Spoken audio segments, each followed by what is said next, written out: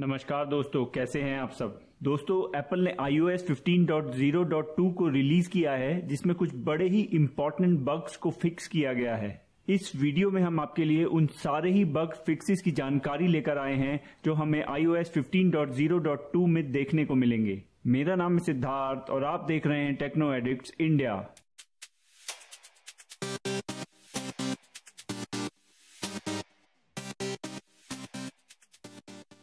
चलिए सबसे पहले देख लेते हैं इस अपडेट के फाइल साइज को।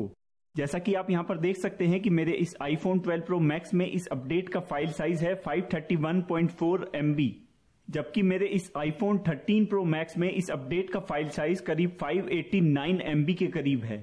दोस्तों, हर बार की तरह ये अपडेट फाइल साइज इस बात पर डिपेंड करता है कि आप किस iPhone मॉडल में अपडेट कर रहे हैं और आप किस सॉफ्टवेयर वर्जन से अपडेट कर रहे हैं।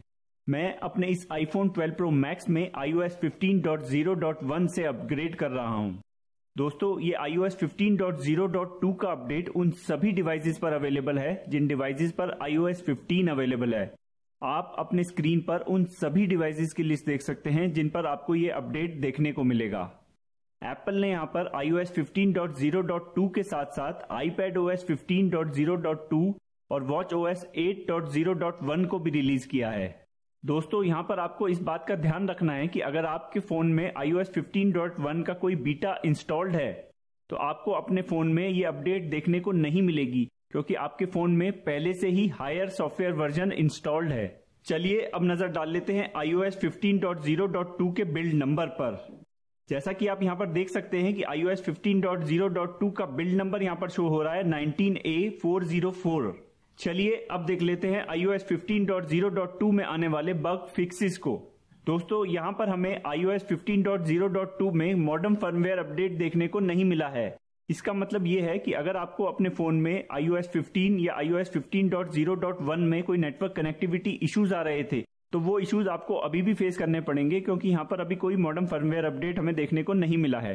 दोस्तों, जो सबसे पहला बग यहां पर फिक्स किया गया है वो किया गया है मैसेजेस ऐप में। मैसेजेस ऐप में जब आपको कोई फोटोज भेजता था और आप उस फोटो को अपने कैमरा रोल में सेव करते थे और उसके बाद अगर उस कन्वर्सेशन को आप अपने फोन से डिलीट कर देते थे तो दोस्तों कुछ यूजर्स के साथ ऐसा हो रहा था कि उनके कैमरा रोल से भी वो फोटो डिलीट हो जा रही थी उनकी मैसेजेस ऐप के साथ साथ। तो iOS 15.0.2 में इस बग को यहां पर फिक्स कर दिया गया है और अब अगर आप कोई फोटो को अपनी मैसेजेस ऐप से अपने कैमरा रोल में सेव करते हैं तो वो फोटो अब आपके कैमरा रोल से डिलीट नहीं होगी अगर आप कन्वर्सेशन को अपने मैसेजेस ऐप से डिलीट करते हैं तो। एक बग दोस्तों यहां पर फिक्स किया गया है मैगसेफ वॉलेट से रिलेटेड, जिसमें मैगसेफ वॉलेट ठीक से कनेक्ट नहीं हो रहा था फाइंड माई ऐप के साथ। इस बग को फिक्स कर दिया गया है और अब मैगसेफ वॉलेट भी बाकी एक्सेसरीज की तरह ही फाइंड माई ऐप के साथ ठीक से कनेक्ट हो रहा है। फाइंड माई में ही दोस्तों एक बग था एयरटैग से रिलेटेड। इस बग में कभी कभी आप अपने एयरटैग को लोकेट करने की कोशिश करते थे तो आपके एयरटैग्स इस आइटम लिस्ट में कभी कभी शो नहीं हो रहे थे। तो iOS 15.0.2 में इस बग को यहां पर फिक्स कर दिया है और अब आप देख सकते हैं कि हमारे एयरटैग्स इस आइटम लिस्ट में करेक्टली शो हो रहे हैं।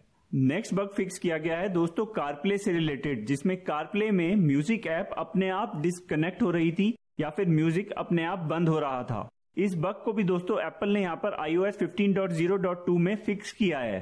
नेक्स्ट बग दोस्तों मेनली था iPhone 13 मॉडल से रिलेटेड।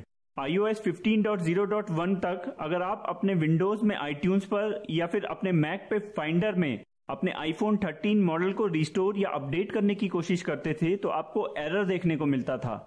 इस एरर को भी अब iOS 15.0.2 में फिक्स कर दिया गया है और अब आप अपने iTunes या फाइंडर की मदद से अपने iPhone 13 मॉडल्स को रिस्टोर या अपडेट कर सकते हैं। और दोस्तों सेम इशू ही आपको iPad mini 6 जनरेशन के साथ भी देखने को मिलता था, जिसको एप्पल ने यहां पर iPadOS 15.0.2 के साथ फिक्स कर दिया है। इसके अलावा दोस्तों काफी सारे यूजर्स को टच रिस्पॉन्स से रिलेटेड इश्यूज फेस करने पड़ रहे थे अपने आईफोन्स में, लेकिन दोस्तों कुछ दिनों पहले YouTube ने अपनी ऐप को अपडेट किया है और iOS 15.0.2 के अपडेट के बाद अब आप यहां पर देख सकते हैं कि YouTube ऐप ठीक से काम कर रही है और यहां पर टच रिस्पॉन्स से रिलेटेड कोई भी इशू हमें देखने को नहीं मिल रहा है। और भी किसी ऐप में दोस्तों अब हमें टच से रिलेटेड कोई इशू यहां पर देखने को नहीं मिल रहे हैं। एक बग दोस्तों जो यहां पर फिक्स किया गया है वो है विजेट के रिफ्रेश होने से रिलेटेड। दोस्तों iOS 15.0.1 तक कुछ फोन्स में विजेट्स ठीक से रिफ्रेश नहीं हो रहे थे इस विजेट रिफ्रेश के इशू को इस iOS 15.0.2 के अपडेट के बाद यहाँ पर रिजॉल्व कर दिया गया है।